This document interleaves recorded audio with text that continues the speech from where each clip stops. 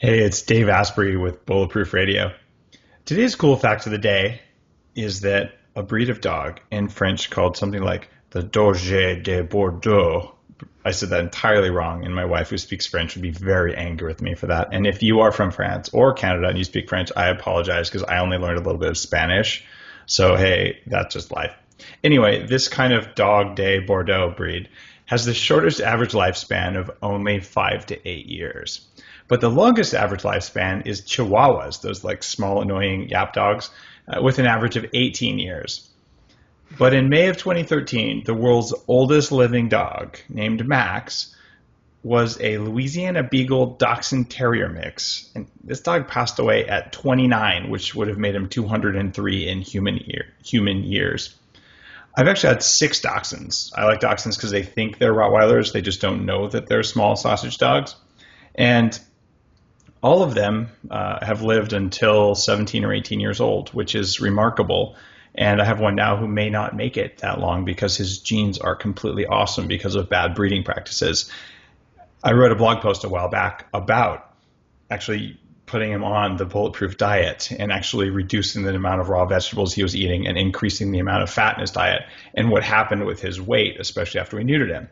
I didn't think anyone else knew about this kind of stuff until I came across Melinda Culver. And Melinda's a veterinarian with a PhD from Washington State University in animal sciences. And she actually uses MCT oil in dogs and cats. Like, how is this possible to find a vet who knows about this stuff? So I was very excited to have her on the show. Melinda, welcome. Thank you. Thank you so much for having me.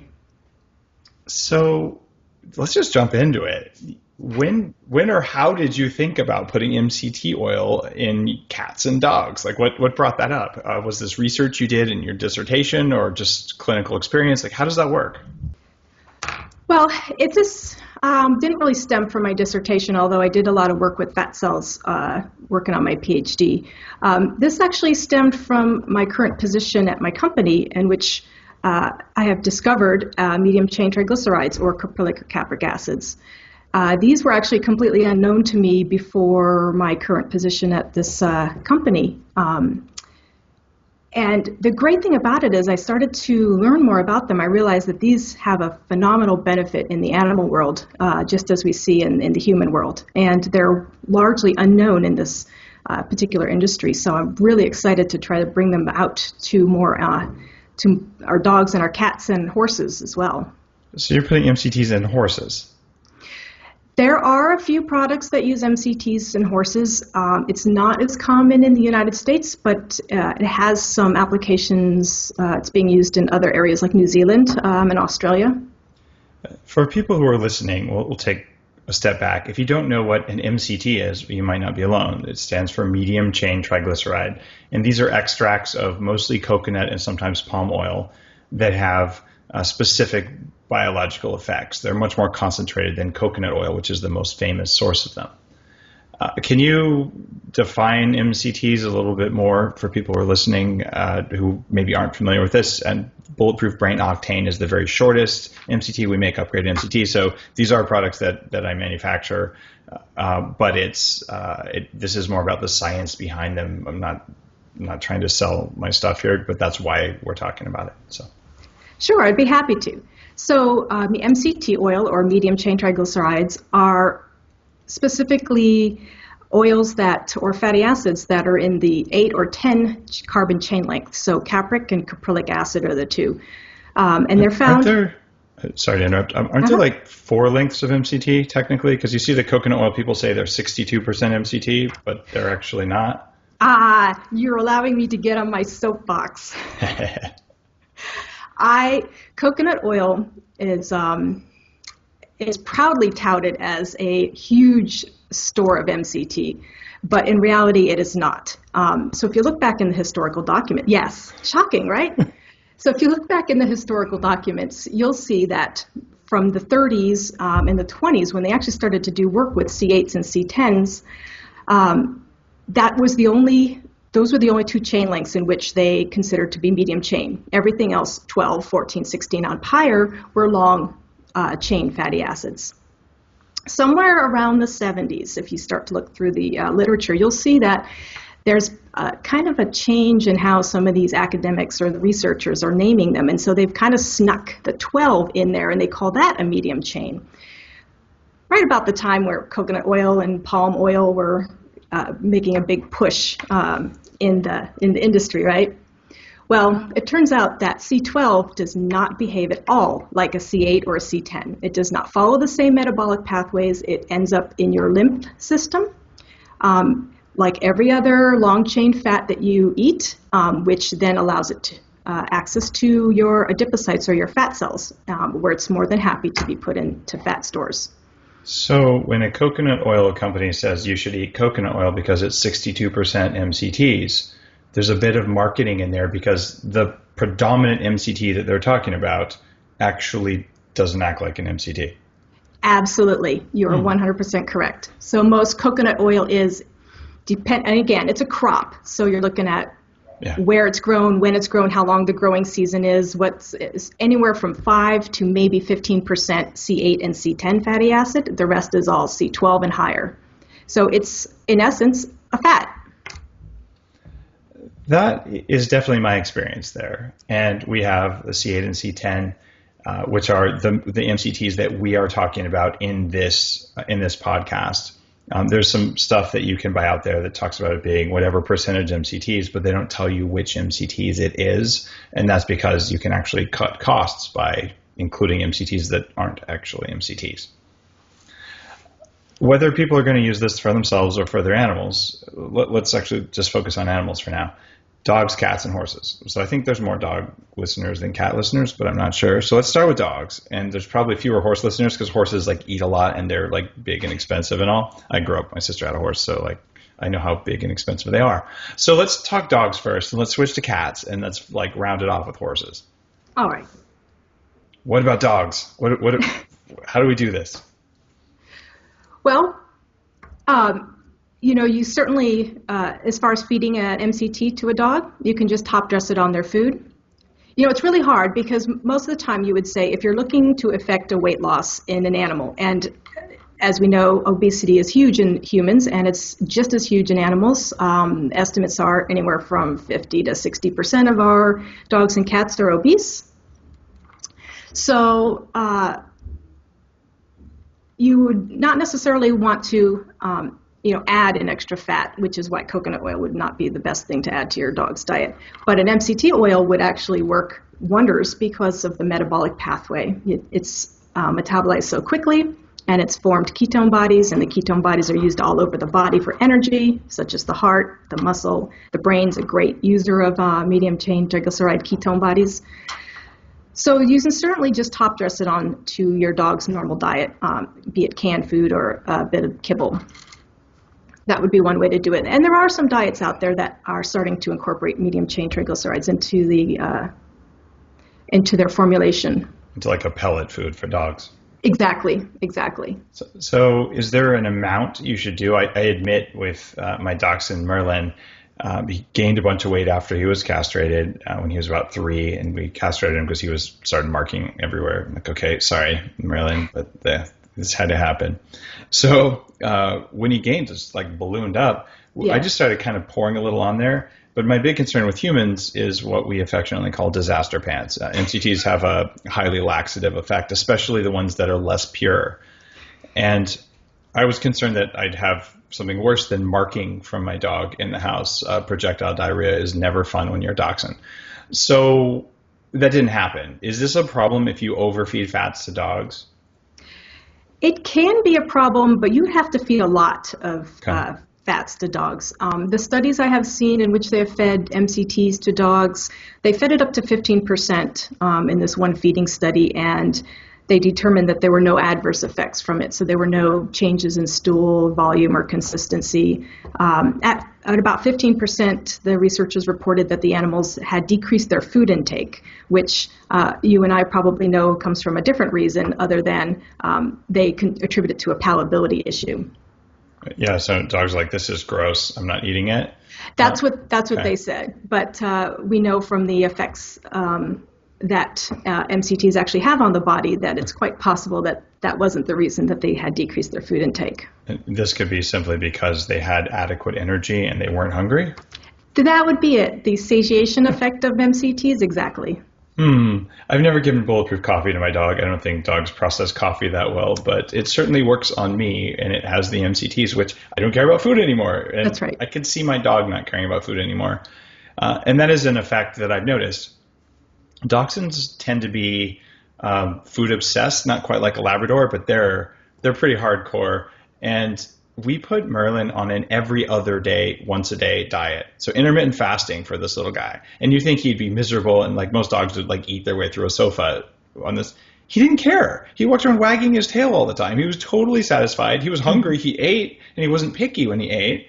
But that was that. He lost his weight. It came down in a couple months. It was painless. And to this day, he's like, oh, food, I guess I'll eat. Okay, whatever. And like, I'm the same way. And it's so cool because no one wants a dog who's like, standing there staring at you while you eat, like ready to pounce. Screw that noise. Give him MCT. Exactly. Is that what you've seen? Because it was dramatic for Merlin. Yeah. Okay. I've seen a similar effect, and it's supported by some of the research. Although I'm not sure if the research was attributed to that. Okay, they might have just said dogs don't like MCT. Merlin at 15% or higher. Yeah. Okay, he won't lick it off your fingers like he would bacon grease, but still, you pour it on food and he'll eat it. He generally eats raw meat, a small amount of vegetables, desiccated liver, and some various vitamin things. And we get MCT and sometimes butter, so he gets a little bit more long chain fat if he's eating more lean, grass-fed raw meat. He's a small dog. The bison femurs, he can't lift them. Exactly. So, we try and give him bones, but he keeps swallowing them, so he doesn't even get that many bones. He gets magnesium and calcium. Like, I don't know what else. What am I missing there for an 8-year-old dachshund? Most dogs are able to process or manufacture all of their nutrition that they need. Essential fatty acids, which you've covered by the grass-fed beef, always something. And usually an imbalance of essential fatty acids, they'll show up in the skin. So there'll be flaky skin or a dull hair coat, or even allergies may pop up. And what does that mean if there's if they have allergies or dry skin? They need more fish oil or something? Or usually it's, and not always, because what has happened is there's a hypersensitivity of the immune system to external allergens. Sometimes it's the food they eat, and it shows up in their skin, but sometimes it's environment, like something like what we would have for hay fever.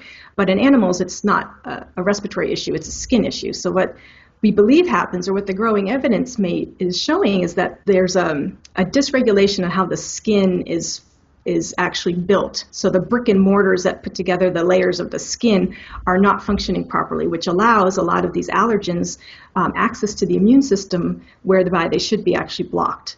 And so some of these animals become hypersensitive to normal everyday allergens like mold and grass and trees and those types of things. It's interesting you mentioned mold, and I'm definitely into what does mold do to our immune system, because it's fascinating, and because I lived in a moldy house. It just so happens that Merlin's food dish was right next to the dishwasher where he used to eat. There was a leak behind this dishwasher. When it was replaced with a new one, it released 88 times more aspergillus, I think, and penicillium, if memory serves. He stopped eating, so did the other dog who was with us. It entirely just didn't have any interest in food, wouldn't go near it. The whole family got sick. Like it was actually really a negative time. And these were like toxin forming species. And he has been more hypersensitive ever since then. In fact, so have I. Funny how molds can do that. Yep. But you're mentioning that this can be not just from like an allergic response. It's actually a collagen disorder in the skin. Yeah, there's thoughts that it has something to do with ceramide, which is one of the, for lack of a better word, the fatty acid makeup of the skin. And there's some thoughts about this in people too, psoriasis and eczema, disorders of the ceramide production, ceramides 1 and 6, and so on.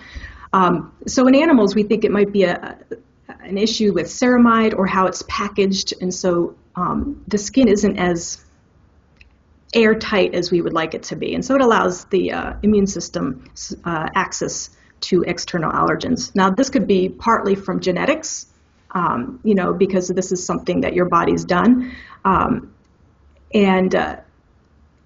I actually do think there's quite a bit of genetics that predisposes certain dogs and certain breeds of dogs to having skin disorders that maybe aren't as structurally sound as a normal dog's skin.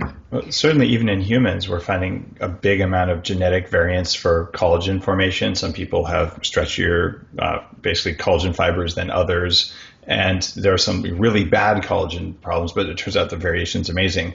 I actually should be giving Merlin, I just thought of this, actually collagen peptides, because, I put them in my coffee sometimes, and they're a Bulletproof product. So I tend to have them around the house. But do dogs benefit when they eat collagen directly? Because I actually just haven't thought of giving it to them. I don't know if I've seen anything that says they do, but I don't know if I've seen anything that says that they don't. Well, I'll just pour some on his raw meat MCT stuff and see what happens. There you go. I know that when you're feeding dogs, and sometimes these allergic dogs, we think that they're having, fatty acid issues. We'll feed them essential fatty acids, usually a fish oil, because it's an EPA or DHA type of thing. And a lot of these dogs have improvement in their clinical signs, which is usually one of the only ways we can tell if they're getting better from the product. So less itching and redness decreases, and some of them actually are able to resolve some of their problems that they're having with their skin. And some of them just get a reduction, so there may be another component happening, or may not be 100% fatty acid related. So definitely, especially if your dog seems to have some sort of allergic tendencies or potential allergies, essential fatty acids are a really good thing to add to the diet. Okay, that's really cool. And I think anyone listening to this who has animals and isn't providing a little bit of supplemental help, especially if you're feeding kibble, honestly, yikes, maybe you just want to do a little bit there. Do you recommend that people use dried dog food formulations for animals? I tell anybody who asks me that they need to do what is right for their animal, and also what is right for them. Sometimes people like to feed a raw diet, and a lot of veterinarians are against raw diet because there's salmonella issues. There's always some issue with raw food, and I can understand that. But some animals do absolutely wonderfully on this diet.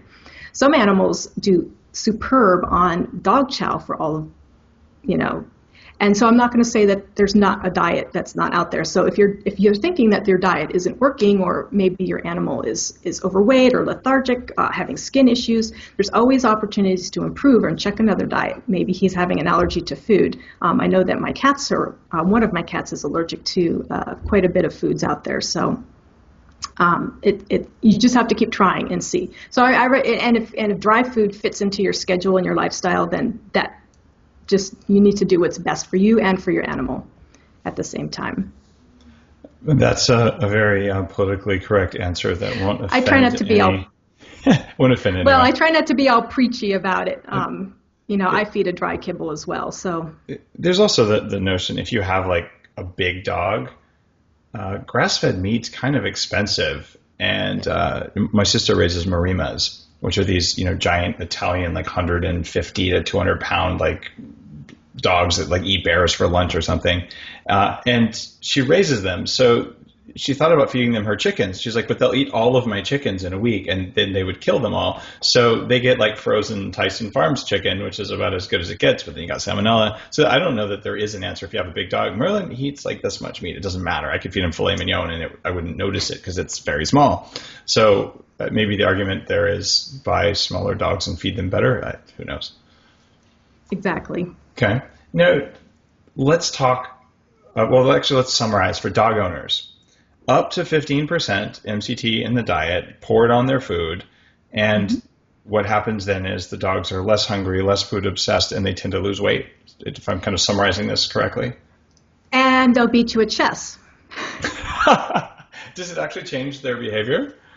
It actually, there's been quite a few studies out there demonstrating, especially in the older dogs, the ability for the ketone bodies that are formed from MCT consumption to help in cognitive function. shocking that it also works in humans the same way. I love it. Okay. It's funny. A mammal is a mammal, isn't it? So you can teach an old dog new tricks as long as you pour MCT on their food? Absolutely. That is so cool, and I had no idea. All right. Let's talk cats. What do you do differently with cats? So cats, like a lot of people like to say cats are just small dogs, but they're absolutely not small dogs. So unlike dogs, dogs just tend to eat a lot. They tend to go through, their feeding behaviors are different. They tend to go through these gorging, binging, fast cycles. It has to do with how, they would kill or come across some carrion and they would eat, and then they might not eat again for a couple days. Cats are quite different. They actually hunt all day long looking for tiny, small meals, mice, crickets, whatever. So they're very good at kind of pacing themselves and eating all day long.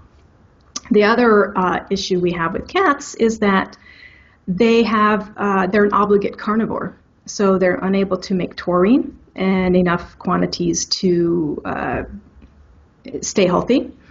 And they also are in dire need of arachidonic acid. So these need to be supplied by the diet. And in an omnivore diet, like a dog or a human, doesn't quite give them the load that they need. So they're obligate carnivores, and so they must eat meat. So people out there who are thinking they might be able to switch their cat over to a vegetarian diet, they're sorely mistaken. I've seen canned vegan cat food, and it just makes me sad because those cats are all neurotic. It's not fair. Yeah, no, it really isn't. I mean, it's nice that you've chosen to be vegan, but your cat would never choose that if they had an option. So the last two cats I had were outdoor cats that I inherited, and they lived in a barn, and their names were Carney and Asada, which if you know what that means. It's kind of funny. They were outdoor cats, but like you said, they snacked all day long. They would literally eat just about anything they could get their hands on, which was good because they're mostly eating the mice I didn't want in the house. To try and feed them dog food, I don't think would have been very successful. And to feed them on a schedule like Merlin, I think they would have gone crazy and probably tried to eat me too. They do. They go a little crazy with the meal-fed method of feeding. And another thing that happens to cats that doesn't necessarily happen to dog is that they become insulin resistant, like people. Oh, interesting. So they also have obesity-induced diabetes, like people. So it's important to keep your cat thin, for the same reasons that you would want to stay thin yourself, to avoid insulin resistance and diabetes, as well as the joint issues and so on and so forth. But there has been some talk that this kind of meal feeding that we're doing to the cats is actually inducing an insulin-resistant effect. Oh, because they eat a lot at one time instead of just walking around grazing. Exactly. And they're getting spikes and glucose spikes and insulin spikes, and it's so they recommend. I think a lot of veterinarians still recommend meal feeding because the problem is over 50% of our cats are obese, but it's not necessarily, I think, because of them eating too much at one time. They have different metabolisms. So in contrast to a dog, cats require higher amounts of fat, higher amounts of protein, and very low amounts of carbohydrates in their diet. Now, people would say, well, they shouldn't have a carbohydrate at all because they're a carnivore. But if you remember, when you eat a mouse, you're actually ingesting small amounts of carbohydrates that the mouse would have eaten. So there's always some, and they recommend maybe 8% carbohydrates, but the protein levels are up around 30%, and the fat levels are up around 20%. So this is completely different than what you might want to feed your dog as far as a ratio. So some enterprising listener today is probably thinking about making a special device to release small snacks to your cat all day long rather than feeding them one meal. Is that actually something interesting? It is, and they have, they have them for dogs. You could put their meal in a little ball and they roll them around, and it spits out little pieces of kibble, and it keeps them active. And certainly, I've seen them for cats because it would be a good exercise for them. So the other problem we have with cats, and this is true with dogs as well, but more so with cats, because dogs often will get to go out into the yard to go to the bathroom or go for a walk, is that the cats are getting no interaction and no exercise at all. So, of course, we recommend 15 minutes of exercise for your cat a day, and it's great mental stimulus, and it really kind of gets this, it gets them moving. They need to be moving because they're hunters. They hunt all day to get their food, and of course, we bring them indoors and try to keep them safe, and then we make them go insane because we don't give them enough interaction.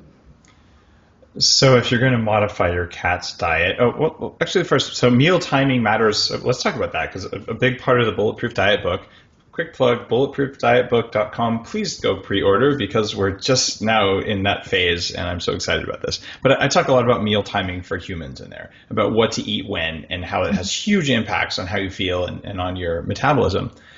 What you've just pointed out is that for cats, meal timing is an issue that may be tied to diabetes. But I never asked about meal timing for dogs. So is there a difference between cats who you want to have lots of small snacks, basically, and for dogs, like what should we do differently if we're going to really hack our pets? I really like to get my dogs, on an ad lib diet, which means that they eat whatever they need at the time. But it's often hard because sometimes they're just hardwired to eat whatever's in the bowl because they don't know if any more is coming. It's some sort of innate ability to determine that this is the only food they're going to have for some time. Well, humans have that same thing. That's why we eat all the cookies. Yes, yeah, exactly. I'm not going to get any more cookies. You must eat them. So I do there are quite a few dogs out there that I've had people tell me, I just put the food down and they just eat a small amount all day. And whenever they're done, they're done. And that's great. But a lot of the dogs can't do that. And I don't know if it's something that we need to train from puppyhood and stop trying to do the meal feeding at puppyhood. A lot of times we'll, put down a bowl and the puppies will eat it all and then that's it. And then they don't get any more food all day. And so then they kind of learn that meal feeding is right. Going to be the way to go. All the puppies that I've had, I've left food down and they've learned to pace themselves and not eat all of their food all day. But this may not work for every animal. So I actually prefer ad lib feeding. Okay, which means you just put down a bowl of food and let them eat it when they want it. Yeah, figure out what their daily intake is supposed to be so that you're not giving them too much food because it's quite possible that they would eat all of the food that you would put down through the course of the day. And just let them nibble throughout the day. Okay. And then on cats, it's kind of the same thing. They would just nibble. Okay, so you for dogs and cats, your optimal meal timing is throughout the day. But on cats, you don't want them to eat it all at one time. But on dogs, you don't really care if they do or don't. Right. Okay. Right. Yeah. Very cool. Yeah. And what percentage of MCT, given that cats like higher amounts of fat and higher amounts of protein, what percentage of MCT would be appropriate? So there is a little bit of a hiccup. So there has been far less research done in feeding MCT oil to cats. One study was done in the 80s in which they determined that the cats don't like MCT oil because they started to not eat their food once they've added it, I think, at 5%. And of course, there may be another answer for that. Maybe the cat wasn't necessarily hungry. But of course, they figured it was due to a taste aversion. Now, my cats will actually lick the oil off my fingers, off the spoon. If I put it on salad, they will actually eat the leaves of the lettuce to get the MCT oil off. So I'm not quite sure what these researchers were feeding or doing, but my cats have demonstrated some different. So I would just start with, a teaspoon, 5 mils, and just kind of drizzle it on the dry, or you can mix it in with some can and see how that works.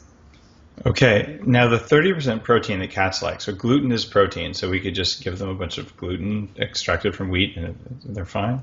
Does the type of protein matter that you're giving to your cats and dogs? The correct answer would be you should feed up good high-quality protein. But I have yet to see a protein that couldn't be digested by your internal enzymes. So, you don't want it to be. You want it to be correctly balanced. And in cats, taurine is the amino acid that you're really looking for. So you want to make sure that the amino acid ratios are right. But you haven't seen more autoimmune conditions in dogs, more rheumatoid arthritis. Like in humans, there's masses of immune system issues that come about even in non-celiacs. There's 8 kinds of cross-reactivity that we've measured with the lining of your nerves with your brain, with your joints, etc.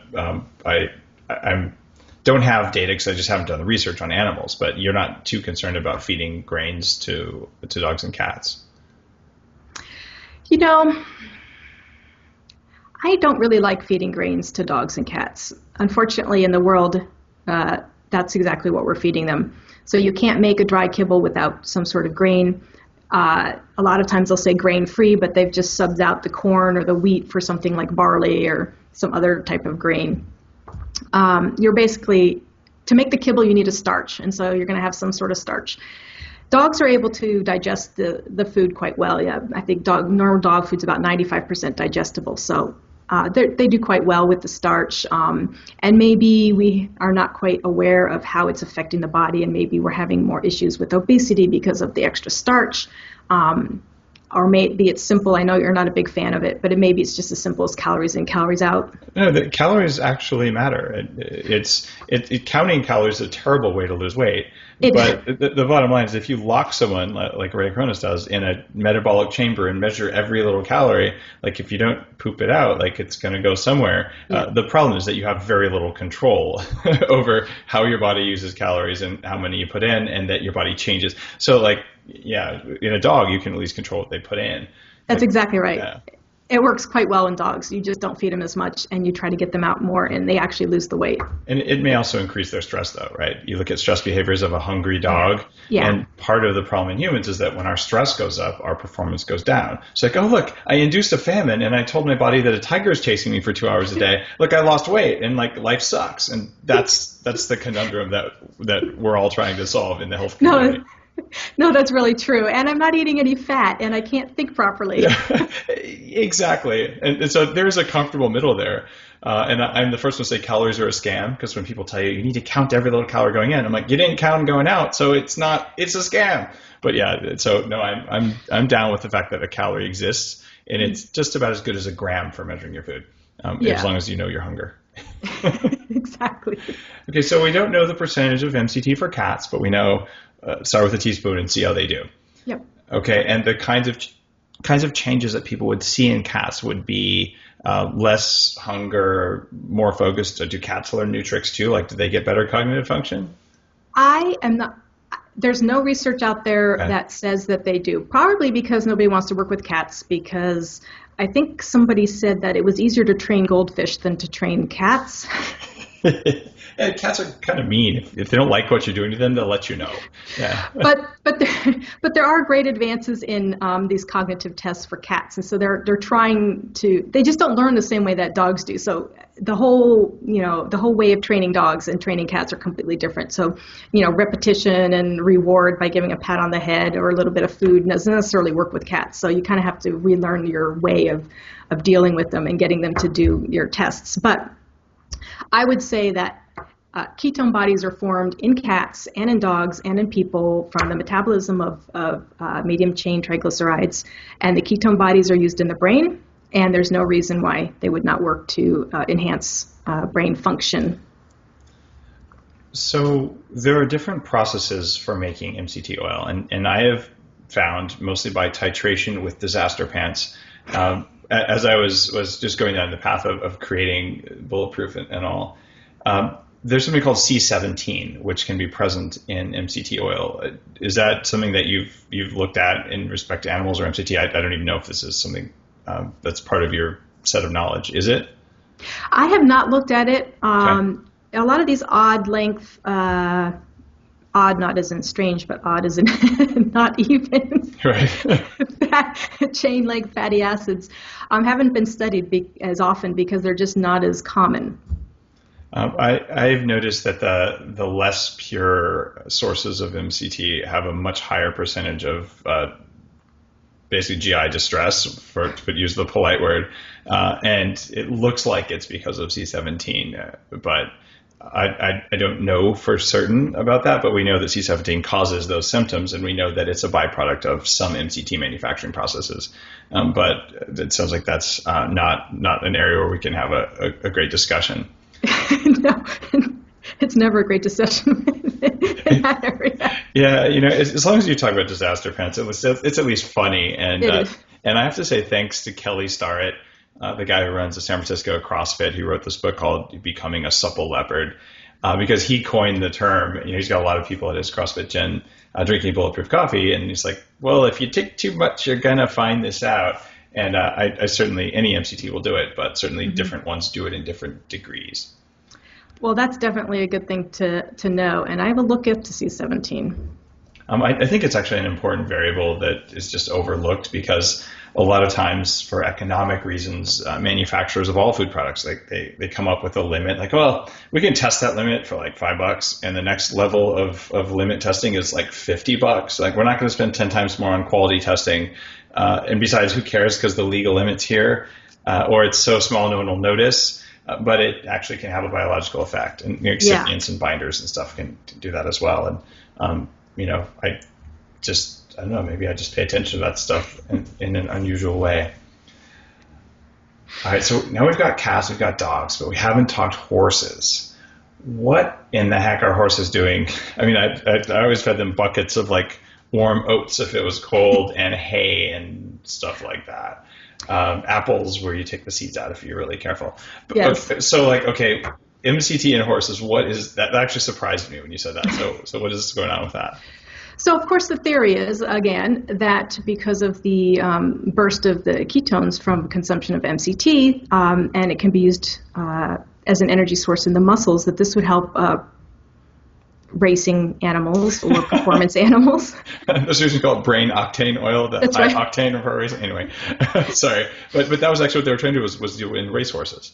Yeah, there has been some work, a little bit of work in racehorses. The problem is, again, horses are so big and they're so hard to feed appreciable amounts. And then how are you going to test? I mean, did they run the race 2 seconds faster today? Is it because they're just faster today? Or is it because so a lot of times they look at respiratory, there's a whole bunch of stuff they try to look at, and it's expensive to test them, expensive to house them. So there's not a huge volume of information of MCT in horses. There are some products that do tout MCT and some of them that tout coconut oil, although those are mostly weight gain ones. Shocking. Sometimes it's just for better digestion because of how easily they are able to be digested in our geriatric animals, and this is across all animals, dogs, cats, and horses. If you need an energy source and you're not necessarily the best digester of food or fats, MCT is a great source. There's been research in cats that show that as they age, the ability to digest fats decreases. So in contrast to kind of most people and dogs, as the cats age, they actually need higher fat diets because they're not putting on the weight, they're actually losing the weight. I'm sure you've seen old skinny cats around. But in the horses, their goal is to give them a burst of energy. Now, horses run a lot on glycogen as just... And glycogen, just for people listening, glycogen is basically what your body uses to store carbohydrate after you eat it. Yes, so they're great. They're great at gluconeogenesis, and they're great at getting the glycogen back out for use in times when they're running. And so the ketone bodies aren't necessarily as crucial for them as in other species. But in the studies I have seen in which they have fed MCTs, or even a high-fat diet, this was kind of before when they were looking at just high-fat diets, which if you feed enough will induce some sort of ketosis. They have shown that the ketones are actually used by the muscle and they have a sparing effect on the glycogen and the glucose. So does that mean that it's going to help them run faster or run farther? Possibly, because at some point the ketones will be used up and they'll have ample stores of glucose left, whereby other animals may have used up all their glucose and glycogen stores. Okay, that's kind of interesting. So if the horse is going to bonk, to use a term from when I used to be a long distance cyclist, when you basically run out of glycogen and the world's coming to an end, and if I don't eat something now, I'm going to die. Not really, you just feel like it. So basically in a racehorse environment, when that happens, having the ketones ready, which the horse mitochondria can use, maybe not as normally or as effectively as they use sugar, but at least it's there, so then they have more energy. Okay, that makes sense. Now, you said something that has me all curious. When we look at the way fat is digested by the liver, and then we look at the way MCTs are digested by the liver, I know in humans it's very different when you're looking above the 10 length. In animals, is it kind of the same way? And can you walk us through what happens when you ingest an MCT versus when an animal ingests an MCT versus when an animal ingests a longer chain fat? Like what does the liver do? What is the digestive process here? I think people who think about the kind of fat they eat would probably love hearing this. You bet. So we can start off by saying the fat digestion usually begins in the mouth. In people, we have lipase in our mouth and we have lipase in our stomach, and it starts to digest these fats as soon as we eat them. In dogs, they have no lipase in their mouth, but they do have it in their stomach. In rats, they have it in their mouth and in their stomach. In cats, they do not necessarily have a lot in their stomach or in their mouth, but all animals, human, all throughout all of the animals species, will have it pancreatic lipase. So pancreas will release lipase to digest the fats once it hits the small intestine. So your ability to kind of get a super boost from MCT may differ depending on what animal you are. So again, humans, we can start digestion in the stomach. There's been some research that says that we can actually absorb some of this MCT or fatty acids, medium chain fatty acids from our stomach. And if they were micelles, maybe they would absorb faster through the stomach? And by the way, if you're listening, micelles, that's what happens when you put it in a blender with coffee. Anyway, go ahead. That's right. When it's suspension, exactly. But in all animals, it's going to digest in the small intestine, most of it. In the small intestine, the lipase will come and cleave off all of the different fatty acids. Now, if you're a medium chain triglyceride, MCT oil, you're going to get all of those little fatty acids released, and they're going to pass in through the intestine, into the intestinal cell. That's called an enterocyte, but it's going to go into the intestinal cell. And it's going to go out the other side of the intestinal cell because it's freely diffusible. It freely moves across the membranes. Now, if you eat a long chain fatty acid or a long chain triglyceride, or if you're just got done eating your steak, which has a bunch of long chains in it, it's going to take a little bit more time. So in the intestine, it's waiting for the pancreatic lipase. The pancreatic lipase is going to come. It's going to start cleaving off some of these long chains, but they don't freely diffuse into the intestinal cell. They actually need some sort of transport. We think it's a protein-mediated transport. And inside the cell, then they get all back together into triglycerides. So the body has to take them apart, move them into the cell, put them all back together into the cell. Then it packages them into this little chylomicron, which is this little ball of fats, and could have some vitamins in there, could have a couple other things in there, but it packages them all up and it spits it out the other side of the cell. But it doesn't go into the bloodstream. It goes into the lymph system. So the lymphatics that travel all around your body, and it transports in what we call chyle. And chyle is kind of this milky white substance, and it's milky because it's full of fat. Now remember, the medium chain fatty acid or medium chain triglycerides that we ate were freely diffusible into the intestinal cell, and they're freely diffusible out the other side. They don't need to be repackaged. They're not. They just move, and they move into the bloodstream, which is the portal vein. The first stop for the portal vein is the liver. Liver is great because it's going to take that medium chain fatty acid into the liver cell, and it's going to take it into the mitochondria, and it's going to process it very quickly into a ketone. Beta hydroxybutyrate is the most common one, but you get some acetoacetate as well. So these ketones then leave the liver into the blood and are transported throughout the body for where they're needed. Now remember our friends, the long chain triglyceride, now sitting in this sludgy, milky chyle, transported all around the body. It finally makes it up into where it's going to be put into the bloodstream, and that's thoracic duct. It's up by your heart, in your chest.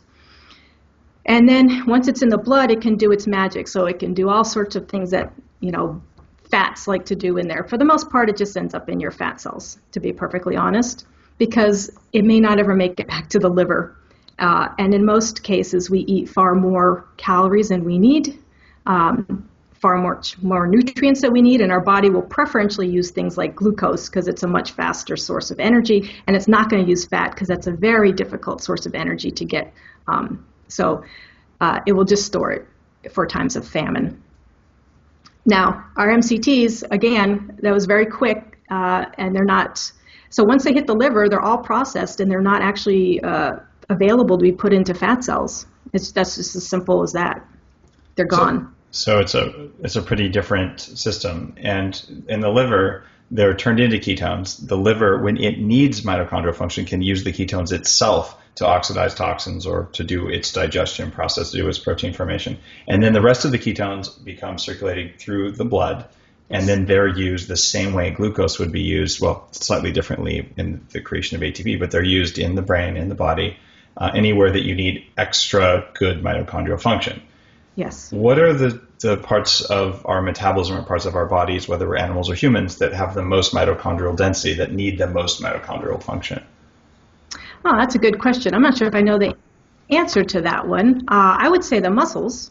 Yeah, but by weight, that's actually a great answer. I didn't know the answer to this. It's totally a trivia question. It was part of the research I did for my book. The highest density was prefrontal cortex and the cardiac. But that's density per gram. In terms of overall use, you nailed it. Yeah, it's your muscles because you have a lot of them. So, okay.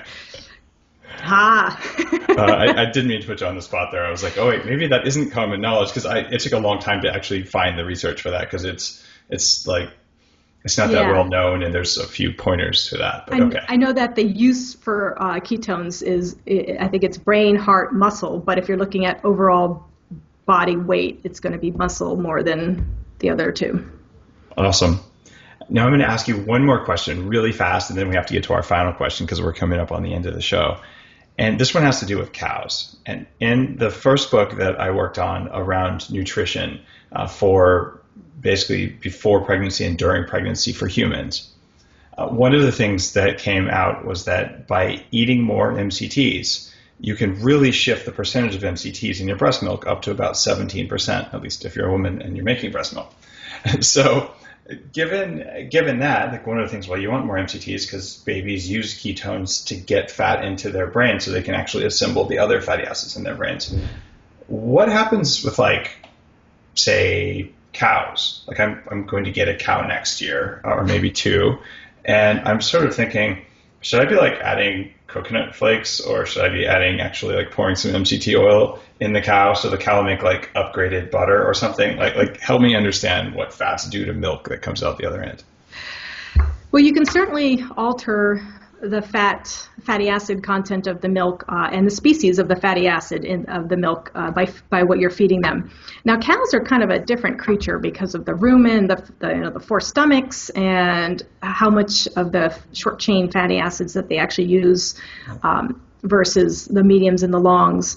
And I've seen some studies in which they have fed MCTs or even probably coconut in order to effect an increase of MCT in the milk, and I don't think it worked. Now, cows don't necessarily put a lot of MCTs in their milk. The biggest animal, if you're going to try to oomph the milk content, would be a goat. Yep. So, which is kind of what makes goat milk so much better than, or goat cheese even, better than cow milk and cheese. So goat cheese has more MCTs and it has more butyric acid, which is another big thing. Like short chain fatty acids are a big part of the Bulletproof diet. Yeah. Because there are studies, at least in humans, I haven't seen the animal ones, that look at the effect of feeding MCTs versus generating them from resistant starch in the gut, and they're different. They're both good. So it's such a fascinating thing. And I'm so glad that you told me I shouldn't give MCT to my cows, most likely, because that's good to know. Not that I even have a cow yet, but when I get one, it's going to kick ass, I tell you. All right, final question, and one that every guest gets asked on the show.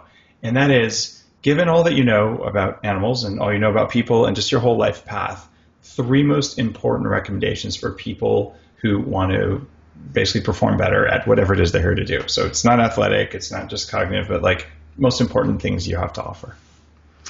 Let's see. I would say the first one would be never stop learning. I think you should always be trying to learn something new, a new skill, a new task, a new experience. Always question, but if you're going to question, you should try to find the answer. I think it keeps you young and it keeps you vibrant. You should never just stay status quo. The second one would be, I'd say, sleep is your friend. Always get the most and best sleep that you can. There's so much that you can heal in your body through sleep. Your mental, your cognitive function is improved with sleep. Your body heals itself with sleep. Puppies and kittens, you know why they sleep so much? Because that's how their body makes them grow and their brains work. So never disturb a sleeping puppy and kitten. They need the sleep. Let's see, my last one would be love the animals, because animals are what makes us human. Oh, that's cool, and that's not what anyone has said before. I really appreciate you coming on the show and talking about not just people performance, but animal performance. And I also appreciate that you're a veterinarian and a PhD scientist in this, because you've clearly done your work, and it shows when you answer these questions. So, Melinda Culver, thank you so much for being on the show. Thank you for having me. This has been wonderful. Have you heard about our new Brain Octane oil? It goes far beyond upgraded MCT or any other coconut product for creating maximum cognitive function.